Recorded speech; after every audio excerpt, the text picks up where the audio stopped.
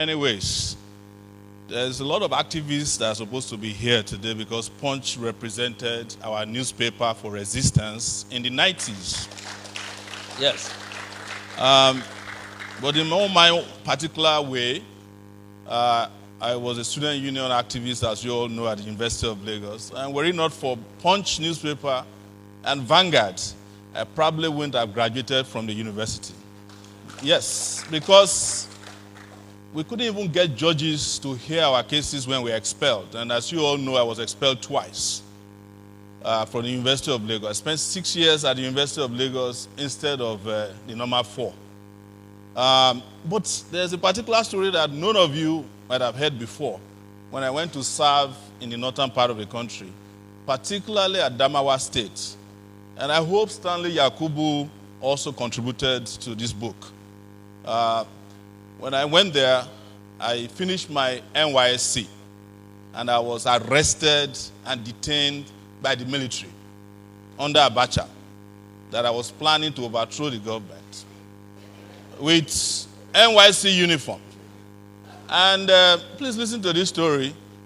So the reason was that in November 1995, I was working as a journalist at ATV Yola, presenting the NYC news. But being who I am, I'm not always interested where they put me. You know, my lawyer is called Falana. The Yorubas will say Falana Botier, Tarani Langbo, but I don't do the Falana thing in my private life. So I went and reported that Kensariwa was killed on ATV Yola. It's a recorded program. My supervisor did not watch it before it was played. And suddenly, everywhere went gaga. They pulled the news, removed me from ATV Yola, and then I finished my NYSC, and I was arrested and detained in a military guard room at the at the Air Force base in Yola.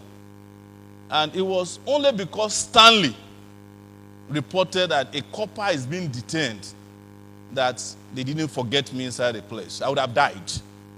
Yes, I'm still looking for it. It's a Northern edition story. Please, in 1996, I've been looking for it in your library. Help me find it because I need to show up that. That was one of my detentions before, of course, Buhari and their people also have done that. I'm still detained in Nigeria as we speak. But I'm glad that Mr. Additional is here today. They had a great time. They had a great time detaining me and saying that Shewore is useless, stupid. But here we are today, you know. The Yorubas will also say that that's